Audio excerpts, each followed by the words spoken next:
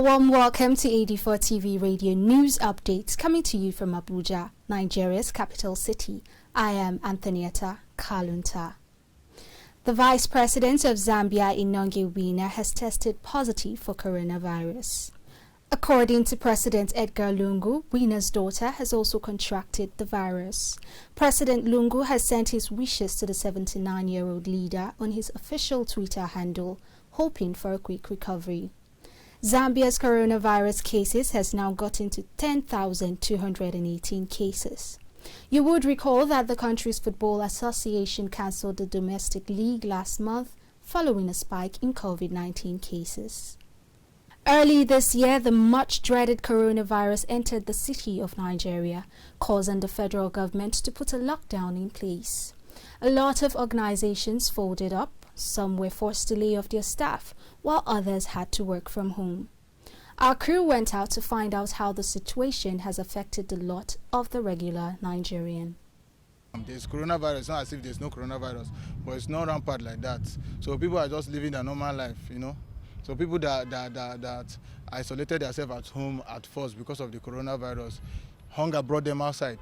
Even in this coronavirus, we've been able to, bring things together. Some of those things we thought we would not do. You see us doing it to make hands, meet. And thank God today we are actually coping. Our hands are now spread to different businesses and the rest. And for those people that have lost their job, like I said earlier, it's so pathetic.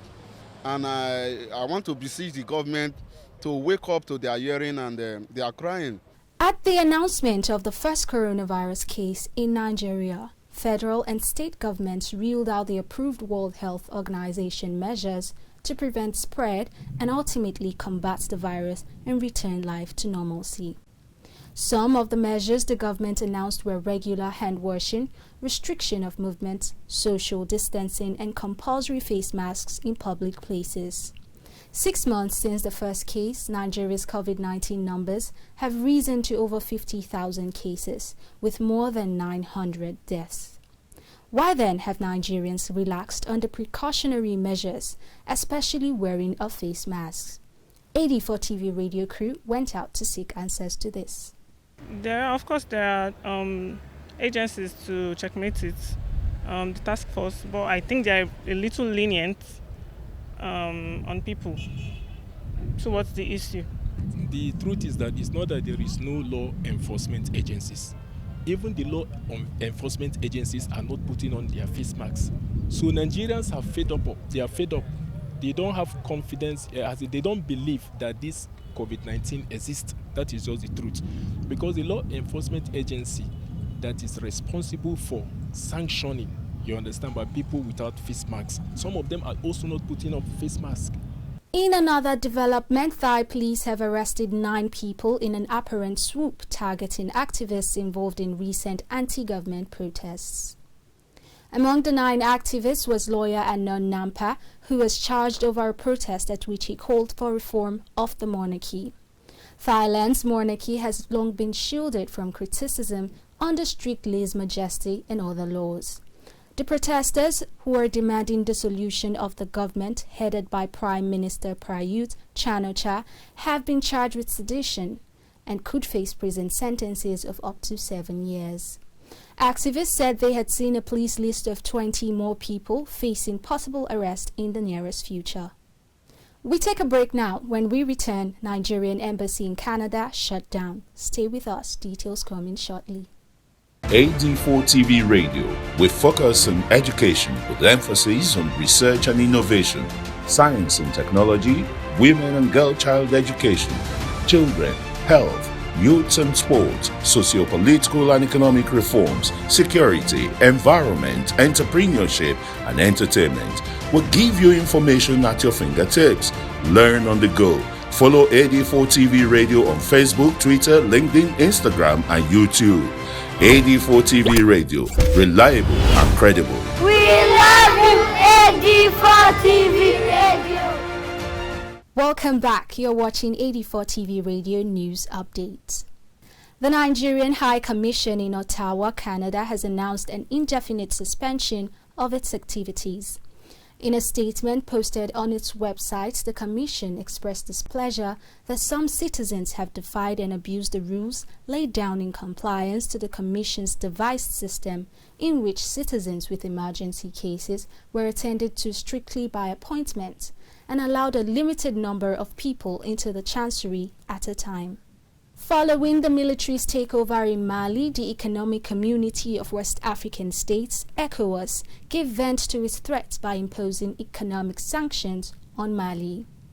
In a communique last Tuesday, ECOWAS suspended Mali from all of its decision-making organs in addition to immediate implementation of restrictions against the military officers, their partners and collaborators in the coup pending restoration of constitutional order. Still on Mali, the United Nations has joined global condemnation of the military takeover in Mali, which forced President Ibrahim Boubacar Keïta to resign. The UN Security Council echoed similar calls by regional bodies for the immediate release of all government officials and the restoration of constitutional order. The soldiers said they acted to prevent the country from falling into further chaos, adding that they will set up a civilian government and conduct new elections. Neighbor relations form an integral part of the human social networks, and urban planning has historically sought to strengthen social networks in neighborhoods. A sense of community and close neighborhood relationships have mainly connected to rural settings. Nigerian cities have always been considered to lack a sense of community compared to rural areas. 84 TV radio crew visited the streets of the Nigerian capital, Abuja, to know how people relate with their neighbors. We discovered there is a lot of advantage.